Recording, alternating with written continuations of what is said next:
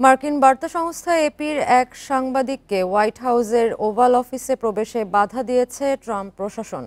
মঙ্গলবার সংবাদ সংগ্রহের জন্য ওভাল অফিসে প্রবেশ করতে গেলে বাধাপ্রাপ্ত হন ওই সাংবাদিক।